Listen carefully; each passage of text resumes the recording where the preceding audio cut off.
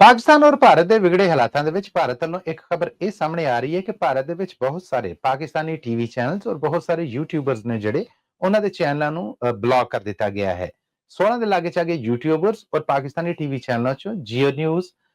Express News, Dawn News, GNN ਔਰ ਹੋਰ ਬਹੁਤ ਸਾਰੇ ਟੀਵੀ ਚੈਨਲਸ ਨੇ ਜਿਹੜੇ ਉਹਨਾਂ ਨੂੰ ਇਹ ਆਖਦੇ ਹੋਇਆ ਬੈਨ ਕੀਤਾ ਗਿਆ ਹੈ ਕਿ ਇਹ ਭਾਰਤੀ ਸਲਾਮਤੀ ਦੇ ਖਿਲਾਫ ਬੋਲ ਰਹੇ ਨੇ। ਭਾਰਤ ਦੀ ministry of information and broadcasting ਵੱਲੋਂ YouTube ਨੂੰ ਬੇਨਤੀ ਕੀਤੀ ਗਈ ਹੈ ਈਮੇਲ ਰਾਹੀਂ ਕਿ ਇਹਨਾਂ ਨੂੰ ਭਾਰਤ ਦੇ ਵਿੱਚ ਬੈਨ ਕਰ ਦਿੱਤਾ ਜਾਏ। YouTube ਨੇ ਇਹਨਾਂ ਸਾਰੇ ਚੈਨਲਾਂ ਨੂੰ ਔਰ ਵਲੌਗਰਸ ਨੂੰ ਭਾਰਤ ਦੇ ਵਿੱਚ ਬਲੌਕ ਕਰਨ ਤੋਂ ਬਾਅਦ ਇਹਨਾਂ ਨੂੰ ਵੀ ਇੱਕ ਈਮੇਲ ਰਾਹੀਂ ਦੱਸ ਪਾਈ ਹੈ ਕਿ ਤੁਹਾਨੂੰ ਭਾਰਤ ਦੀ ਸਰਕਾਰ ਦੇ ਕਹਿਣ ਦੇ ਉੱਤੇ ਜਾਂ ਭਾਰਤ ਦੀ ਸਰਕਾਰ ਦੀ ਬੇਨਤੀ ਤੇ ਬੈਨ ਕੀਤਾ ਜਾ ਰਿਹਾ ਹੈ। ਤੁਸੀਂ ਇਸ ਬੈਨ ਦੇ ਵਾਸਤੇ ਜਿਹੜੇ ਇਤਰਾਜ਼ ਆਏ ਨੇ ਉਹਨਾਂ ਤੇ ਆਪਣਾ ਜਵਾਬ ਦੇ ਸਕਦੇ ਜੇ। ਯਾਦ ਰਵੇ ਕਿ ਪਾਕਿਸਤਾਨ ਵੱਲੋਂ ਭਾਰਤ ਦੇ ਖਿਲਾਫ ਜਿਹੜੇ ਵੀ ਮਾਮਲੇ ਬਣੇ ਨੇ ਉਹਨਾਂ ਦੇ ਉੱਤੇ ਇਹਨਾਂ ਟੀਵੀ ਚੈਨਲਾਂ ਤੇ ਪਾਕਿਸਤਾਨੀ ਬਿਆਨੀਆਂ ਜਾ ਰਿਹਾ ਸੀਗਾ ਔਰ ਇਹਨਾਂ ਨੂੰ ਭਾਰਤ ਦੇ ਵਿੱਚ ਬਲੌਕ ਕਰਨ ਤੋਂ ਬਾਅਦ ਦੁਨੀਆ ਭਰ ਨੂੰ ਇੱਕ ਗੱਲ ਹੈ ਜਿਹੜੀ ਉਹਦਾ ਪਤਾ ਲੱਗ ਗਿਆ ਕਿ ਭਾਰਤੀ ਸਰਕਾਰ ਸਿਰਫ ਇਹ ਚਾਹ ਰਹੀ ਹੈ ਕਿ ਉਹਨਾਂ ਦੇ ਲੋਕਾਂ ਤੱਕ ਸਿਰਫ ਉਹੀ ਗੱਲ ਅਪੜੇ ਜਿਹੜੀ ਉਹ ਸੁਣਾਉਣਾ ਚਾਹੁੰਦੇ ਨੇ। ਉਹਨਾਂ ਦੀ ਦਾਖਲੀ ਸਿਕਿਉਰਿਟੀ ਔਰ ਬਾਕੀ ਮਾਮਲੇ ਦੇ ਉੱਤੇ ਜਿੰਨੇ ਸਵਾਲ ਨੇ ਉਹ ਭਾਰਤ ਨੂੰ ਨਹੀਂ ਪੁੱਗ ਰਹੇ। ਇਸ ਕਰਕੇ ਇਹਨਾਂ ਸਾਰੇ ਪਾਕਿਸਤਾਨੀ ਟੀਵੀ ਚੈਨਲਾਂ ਨੂੰ ਔਰ ਯੂਟਿਊਬਰਸ ਨੂੰ